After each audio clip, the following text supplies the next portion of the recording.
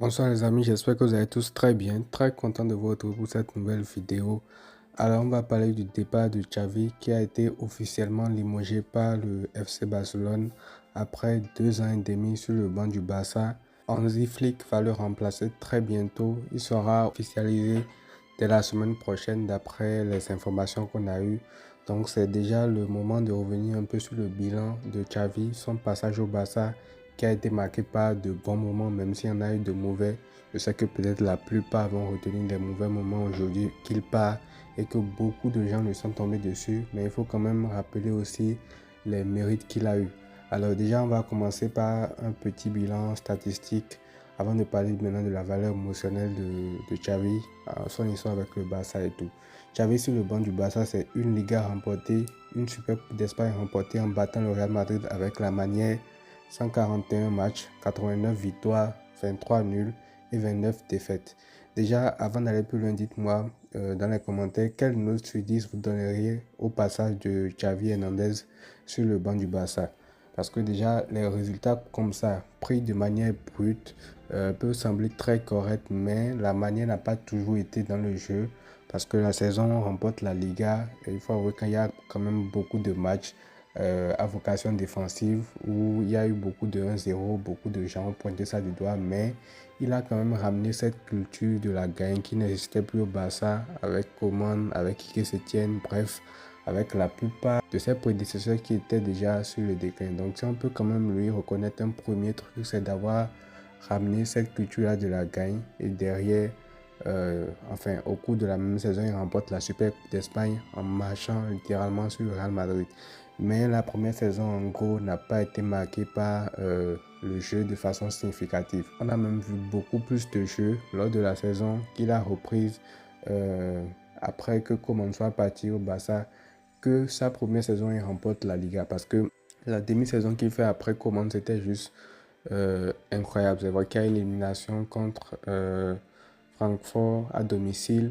Mais en Liga, il y a eu de très gros matchs. Le Real Madrid, l'Atlético Madrid, Bilbao, où c'est des matchs qui se terminaient avec des scores de 4-0, 4-1, 4-2, bref, Valence aussi.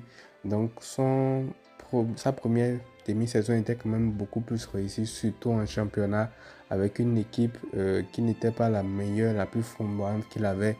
Et on se disait que la saison d'après, avec une équipe beaucoup plus courante, il allait faire mieux. En termes de titres, c'était mieux, mais dans le jeu, ça n'a pas trop plu. Et cette année, qui est officiellement maintenant sa dernière, il n'y a eu aucun titre remporté dans le jeu. Ça a été très, très, très compliqué. Il y a eu juste la période après janvier où il a annoncé son départ que les choses ont commencé à s'arranger un peu. Il y a eu de très bonnes prestations. L'Atlético, quelques bons enchaînements. En Ligue des Champions, on va jusqu'en quart et on sort sur une faute stupide à Arro. Donc on aurait pu faire beaucoup mieux que ça en Ligue des Champions. Donc de façon brute comme ça, quand on regarde la saison, on peut dire que c'est une saison, c'est un échec. Parce que faire une saison blanche au Barça, c'est toujours un échec. Mais froidement, quand on regarde le potentiel de cette équipe-là et quand on voit jusqu'où on pouvait aller si Araujo n'avait pas eu son rouge et tout, parce que avec des si on refait le monde, mais c'est une évidence que normalement à 11 contre 11, on aurait pu faire beaucoup mieux en Ligue des Champions. Donc voilà, tout ça pour dire quoi?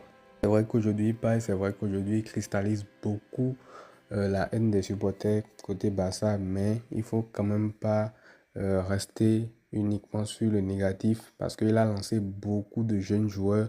Il a rapporté cette culture de la gagne, comme je vous l'ai dit.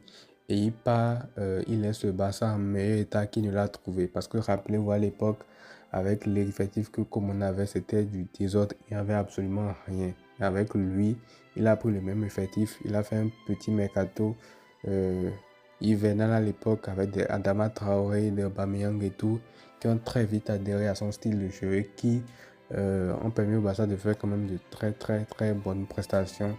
Et la saison d'après, c'est lui qui fait venir les Jules Koundé, Lewandowski et tout, même Gundogan aussi cette saison. Donc, il a quand même participé aussi à l'acquisition de certains joueurs. Comme je l'ai dit, il a lancé également beaucoup de jeunes, que sont Gavi, Lamine Yamal, Koubassi, qui représentent aussi des jeunes joueurs qui sont des fondements pour le prochain coach Fermin Lopez aussi, qui est un joueur que je pense que Hansi Flick va apprécier grandement parce que c'est un joueur qui ne tergiverse pas du tout sur les efforts. Donc, il laisse quand même une base solide au prochain entraîneur, à Hansi Flick, pour commencer son nouveau travail là. Et c'est ça qui fait que si on doit lui donner une note sur 10, il a quand même déjà la moyenne parce que un coach qui est capable de remettre un club dans un meilleur état qu'il ne l'était avant son arrivée, c'est quand même louable. Et ça n'a pas été du tout le cas de ses prédécesseurs au Barça, que ce soit Koeman, que ce soit Quique Setién, que ce soit Valverde. Je pense que le dernier coach qui a laissé le Barça dans un état qui était quand même plus que respectable, c'est Luis Enrique, mais depuis, ça a été très, très, très compliqué. Maintenant, bon, on va parler de l'arrivée de Flick. On va revenir peut-être beaucoup plus sur ça dans une autre vidéo à part, mais son arrivée reste quand même une bonne nouvelle. Ça va faire un petit changement. Moi, je ne suis pas dans ce discours de facilité qu'est la mentalité allemande et tout, parce que en vrai, ça ne veut rien dire. Guardiola, c'est le coach sûrement le plus exigeant du foot aujourd'hui, mais c'est pas un Allemand et tout. Donc, la nationalité ne veut rien dire. C'est vrai qu'on connaît Flick sur sa rigueur et tout, mais tout ça ne veut rien dire. Tout va se jouer sur le terrain. Il va falloir que on attende déjà le mercato pour savoir à quoi va ressembler l'équipe.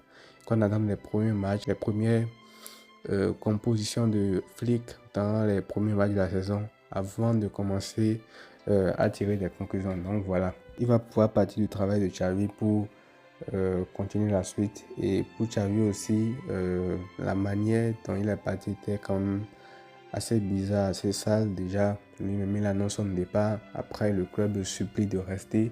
Et pour une déclaration qui n'aurait pas plu, finalement le vide. Donc ça fait trop de revirements de situation. Et c'est, vu que c'est aussi une légende du club, ça ne laisse pas forcément une bonne image. Parce que il y a moins d'un mois, je crois, on annonce qu'il allait finalement rester. Il fait la photo avec Deco, avec la Laporta et tout. Et aujourd'hui encore, on se retrouve dans une situation où il est en train de partir même pas un mois avant. Donc bref, il fera son dernier match contre le FC Séville et puis il partira. Il y a eu beaucoup de messages que les joueurs lui ont laissés sur les réseaux sociaux. On sent qu'ils sont beaucoup attachés à leur coach, mais c'est comme ça. Il va falloir qu'on évolue pour son bien. Ce départ est une très bonne chose et pour le Barça également, c'est une très bonne chose. On pourra reconstruire avec un coach qui, pour une fois, ne sera pas de la maison. Hansi Flick n'a rien à voir avec le Barça, c'est un Allemand. Il va pouvoir prendre des décisions, je pense, un peu plus catégoriques s'il y a des choix à faire. Sergio Roberto, des joueurs qui sont un peu indésirables et tout. Je pense que il va devoir faire des choix par rapport à ça. Il n'aura pas ce côté d'appartenance, de sentimentalisme envers des joueurs qui de base étaient protégés. Donc on verra tout ce que ça va donner. C'est tout le retour que je peux faire par rapport à cette actualité. Prenez tout soin de vous les amis et à très vite.